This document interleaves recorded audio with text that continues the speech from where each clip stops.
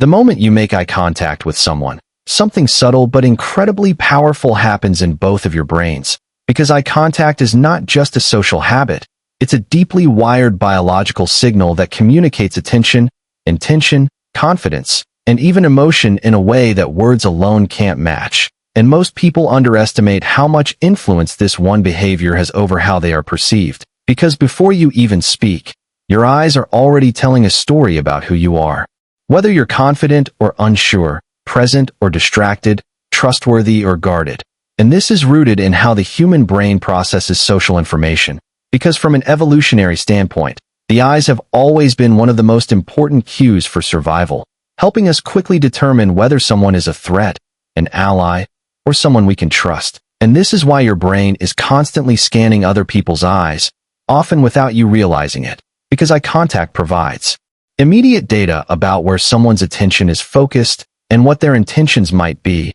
And one of the key scientific reasons eye contact feels so intense is because it activates multiple regions in the brain at once, including areas involved in social cognition, emotional processing, and attention.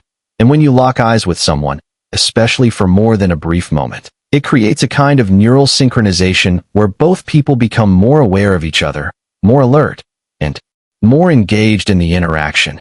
And this is why eye contact can feel powerful, sometimes even uncomfortable, because it forces presence, and presence is something many people are not used to maintaining, especially in a world full of distractions. And beyond the neurological aspect, eye contact also plays a critical role in how others perceive your confidence, because steady, relaxed eye contact signals that you are comfortable in your own skin and aware of your environment, while avoiding eye contact or constantly looking away can be interpreted as insecurity, anxiety, or even dishonesty, even if that's not actually the case. And this is where things get interesting, because perception is often more important than reality in social interactions, meaning that how you appear can shape how people treat you, regardless of your true intentions. And studies in social psychology have consistently shown that individuals who maintain appropriate eye contact are perceived as more confident, more competent, and more trustworthy. And this is not because eye contact magically changes your abilities, but because it changes the signals you send, and people respond to those signals automatically. And this ties into a broader principle in human behavior, which is that nonverbal communication often carries more weight than verbal communication, because it is harder to fake and therefore perceived as more authentic. And eye contact is one of the strongest forms of nonverbal communication, because it directly engages another person's attention, creating a sense of connection that words alone cannot achieve. And this is also why eye contact is so important in building trust, because when someone looks at you directly, it signals openness and honesty, while avoiding eye contact can create a sense of distance or uncertainty, even if the person has nothing to hide. And this doesn't mean you should stare intensely or uncomfortably, because too much eye contact can feel aggressive or intrusive, but rather that you should aim for a balanced, natural rhythm, maintaining eye contact when speaking and listening, and occasionally breaking it in a relaxed way to avoid tension. And this balance is what creates what psychologists often describe as comfortable presence, where the interaction feels natural, engaging, and easy.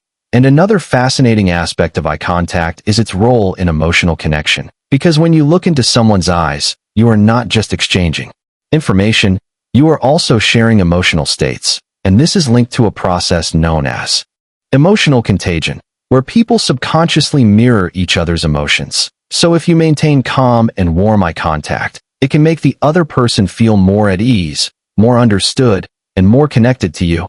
And this is particularly important in situations like conversations, interviews, or even public speaking, where your ability to connect with others can significantly impact the outcome. And in fact, many skilled communicators and leaders use eye contact deliberately to create a sense of engagement and authority. Because when you make consistent eye contact with different people in a group, it makes each person feel acknowledged and included, which increases their attention and trust. And this is why speakers who scan the room and make eye contact with individuals often appear more charismatic and persuasive, even if the content of their speech is similar to others. And another layer to this is cultural variation, because while eye contact is generally associated with confidence and honesty in many Western cultures, in some cultures, Prolonged eye contact can be seen as disrespectful or confrontational, so understanding context is important. But regardless of cultural differences, the underlying principle remains the same. Eye contact is a signal, and like all signals, its meaning depends on how and when it is used. And this brings us to one of the most practical questions, which is how to improve your eye contact in a way that feels natural rather than forced. And the first step is awareness. Noticing how often you break eye contact, when you look away, and how you feel in those moments. Because often avoidance is driven by internal discomfort rather than external necessity. And by becoming aware of this, you can begin to gradually extend the duration of your eye contact, not by forcing yourself to stare, but by simply staying present a little longer than you normally would. And over time, this builds comfort and reduces the anxiety associated with direct gaze. And another useful technique is to focus on one eye or the space between the eyes rather than switching rapidly, which can make your gaze feel more stable and natural. And it's also important to synchronize your eye contact with your speech, maintaining it when making important points and relaxing it when transitioning, because this creates a rhythm that feels both confident and conversational. And as you practice this, you'll likely notice a shift not only in how others respond to you, but also in how you feel about yourself.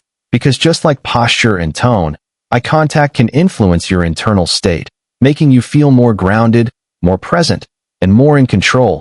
And this creates a feedback loop where your behavior reinforces your mindset, and your mindset reinforces your behavior. And this is where the real power of eye contact lies. Not just in how it changes others' perceptions of you, but in how it changes your own sense of presence. And ultimately, the science of eye contact reveals a simple but profound truth, which is that connection begins with attention, and attention begins with where you place your gaze. So when you learn to use eye contact intentionally, you are not just improving a social skill, you are fundamentally changing the way you connect with people, communicate your presence, and influence the world around you. And once you understand how something as simple as eye contact can shape perception, trust, and connection, you realize that the smallest behaviors often carry the greatest impact. And once you see this, you can't unsee it.